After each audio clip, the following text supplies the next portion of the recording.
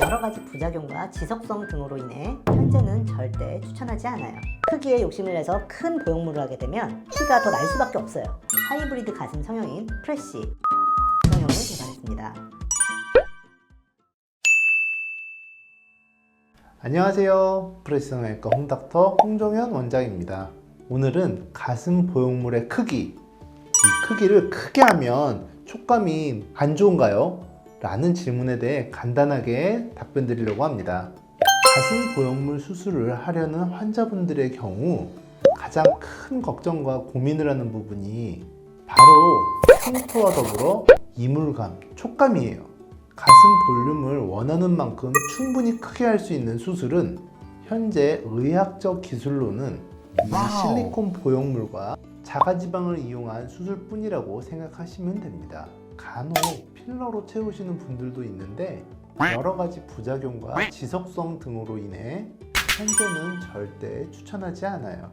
가슴 보형물의 수술은 외형적인 볼륨은 충분히 채울 수 있지만 티가 나거나 촉감이 느껴져서 다시 제거하는 경우도 종종 있는데요. 가슴 보형물 수술을 해서 위와 같은 문제점이 나타나는 경우는 첫 번째로 원래 본인이 가지고 있는 가슴 볼륨이 매우 적은 그런 경우입니다.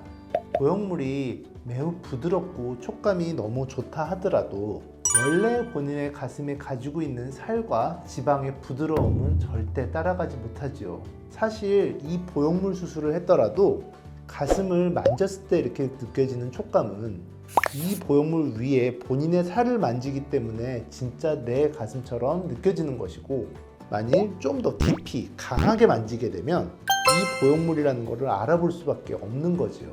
이런 경우에 보형물의 크기를 조금 작게 하면 조금은 좀 덜 어색해지겠지만 크기에 욕심을 내서 큰 보형물을 하게 되면 티가 더 날 수밖에 없어요. 두 번째로 보형물 수술의 방법에 따라서 어색한 촉감이나 형태가 나타나는 그런 경우입니다. 보통 이 보형물을 대흉근이라는 근육 하에 삽입을 하게 되는데, 이래야 보형물이 깊숙이 안정적으로 위치하게 되고 구형 구축을 예방할 수도 있어요. 하지만 필요에 따라서는 근육의 위쪽 또는 유선 하 삽입을 하게 되는 경우에는 보형물이 좀 더 만져지기도 쉽고 이 움직임이 이렇게 느껴지는 그런 경우도 있어요. 세 번째로 보형물의 종류에 따라서 이 촉감 등이 다르게 느껴질 수도 있어요. 보형물의 회사에 따라서 실리콘의 충진 퍼센테이지와 감싸고 있는 재질의 질감에 따라 딱딱하게 느껴지거나 움직임이 달라질 수도 있어요. 이러한 스무스 타입의 보형물은 미끌미끌 부드러운 듯 하지만 가슴방 안에서 이 보형물이 움직이는 것이 보이는 경우도 있을 수 있으며, 어떤 회사의 실리콘은 뻣뻣한 느낌 때문에 역시 그렇게 느껴지기도 합니다.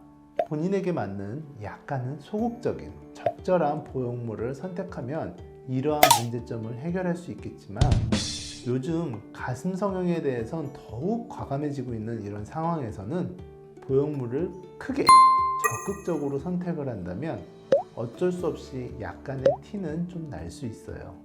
그래서 저 홍닥터는 보형물 수술과 함께 자가 지방을 함께 이식해 줌으로써 보형물을 덮고 있는 가슴 지방 조직을 자연스럽게 증가시켜주고, 이와 함께 적절한 보형물을 삽입해주는 하이브리드 가슴 성형인 프레쉬 보드레 가슴 성형을 개발했습니다.